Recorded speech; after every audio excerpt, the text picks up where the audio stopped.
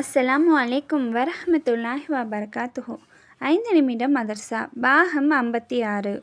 Friends, வீடியோக்குள்ளே போகிறதுக்கு முன்னாடி சேனலை சப்ஸ்கிரைப் பண்ணாதவங்க சப்ஸ்கிரைப் பண்ணுங்கள். அதே மாதிரி வீடியோக்கு லைக் போடுங்க. இஸ்லாமிய வரலாறு. குகை தோழர்கள். அல்லாஹு தாலா புனித குர்ஆனில் குகை தோழரை பற்றி குறிப்பிட்டுள்ளான். கிபி 3ஆம் நூற்றாண்டில் திக்யானோஸ் என்ற முஷ்ரிக் மன்னன் ரோமபுரியை ஆண்டு வந்தான். இவன் ரோமானியர்களை கிறிஸ்துவ மதத்தை உதறிவிட்டு சிலைகளை வணங்குமாறு தூண்டினான். இந்த காலகட்டத்தில் சில இளைஞர்கள் சிலை வணக்கத்தை விடுத்து ஈமானை ஏற்றனர். இவர்களின் தீனுக்கும் உயிருக்கும் அரசனிடமிருந்து ஆபத்து ஏற்பட்டது. அப்போது அவர்கள் அல்லாவின் கட்டளைப்படி ஒரு குகையில் தஞ்சம் புகுந்தனர். அவர்களே குகை தோழர்கள் எனப்படுவார்கள். அல்லாஹு தாலா இவர்கள் மீது தூக்கத்தை சாட்டியதும் அவர்கள் தூங்கிவிட்டனர். அவர்களுடன் ஒரு நாயும் இருந்தது.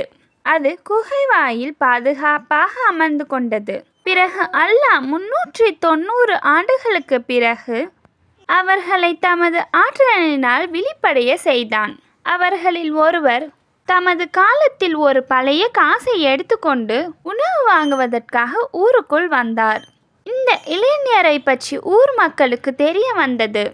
இப்போது நாடே மாறியிருந்தது. இப்போதைய அரசர் ஈமானுடையவராக இருந்தார். இக்காலகட்டத்தில் ஒரு பாதிரியார் மறுமையில் மனிதன் மீண்டும் உயிர் பெறுவதை மறுத்து மக்களை குழப்பிக் கொண்டிருந்தார். இந்நிலையில் பழங்காலத்து இளைஞர்கள் மீண்டும் வந்ததை பார்த்த ஒவ்வொருவரும் மறுமையில் மீண்டும் மனிதன் உயிர் பெற்று எழுவதை நம்பினர். பாதிரியாரின் பேச்சு பொய் என நிரூபணமானது. அல்லாவின் ஆற்றல் ஒலியை கேட்கும் கருவி. அல்லாஹு தாலா ஒலியை கேட்பதற்காகவே நமக்கு 2 காதுகளை வழங்கியுள்ளான். இவை மூலம் பலதரப்பட்ட ஒலிகளை நாம் கேட்கிறோம். சில ஒலி மனதை ஈர்க்கும். இதனால் மனதுக்கு அமைதி கிடைக்கிறது. சில நேரங்களில் இதே காதுகளால் விலங்குகளின் ஒலியை கேட்டு நாம் தப்பித்து கொள்கிறோம். இந்த காதுகள் இல்லாதிருந்தால் இனிய ஒலிகளை நாம் கேட்டிட முடியாமல் போயிருக்கும். நிச்சயமாக இந்த காதுகளை நாம் பெற்றிருப்பது அல்லாவின் ஒப்பற்ற ஆற்றலுக்கு சான்றாகும். ஒரு ஃபரலை பற்றி. ஹலாலான தொழிலை தேர்ந்தெடுத்தல்.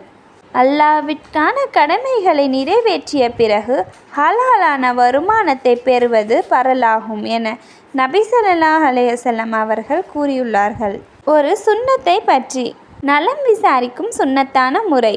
ஒரு நோயாளியின் நெற்றியில் அல்லது கையில் தனது கையை வைத்து உடல் நிலை எப்படி இருக்கிறது என்று விசாரிப்பது முழுமையான முறையாகும் என நபி ஸல்லல்லாஹு அலைஹி வஸல்லம் அவர்கள் கூறினார்கள்.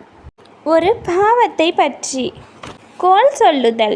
கோல் சொல்லி நண்பர்களை பிரிப்பவரே அல்லாவின் அடியாளர்களில் மிக மோசமானவர்கள் என நபி ஸல்லல்லாஹு அலைஹி வஸல்லம் அவர்கள் கூறினார்கள். உலகத்தை பற்றி. உலக அலங்காரம். உங்களுக்கு உலக அலங்காரம் திறந்து விடப்படுவதை எண்ணி நான் மிகவும் அஞ்சுகிறேன் என நபி ஸல்லல்லாஹு அலைஹி வஸல்லம் அவர்கள் கூறினார்கள். மறுமையை பற்றி. முனாஃபிக் மற்றும் காபீர்களின் தங்குமிடம். குர்ஆனில் அல்லாஹு தாலா கூறுகிறான், இன்று மறுமை நாள் முனாபிக்கான உங்களிடமிருந்தோ காபீர்களிடமிருந்தோ எந்த வகையான நஷ்ட ஈடும் வழங்கப்பட மாட்டாது. உங்களுடைய தங்குமிடம் நரகம்தான். அதுதான் உங்களுக்கு துணை. அதுவே மிக கெட்ட இடமாகும். குர்ஆனின் அறிவுரை. குர்ஆனில் அல்லாஹு தாலா கூறுகிறான், நீங்கள் அனாதைகளுக்கு அவர்களின் செல்வங்களை கொடுத்து விடுங்கள். நல்லதற்கு பதிலாக கெட்டதை மாற்றி கொடுத்து விடாதீர்கள். அவர்களுடைய செல்வங்களை உங்கள் செல்வங்களுடன் சேர்த்து சாப்பிட்டு விடாதீர்கள். நிச்சயமாக அது பெரும் பாவமாகும்.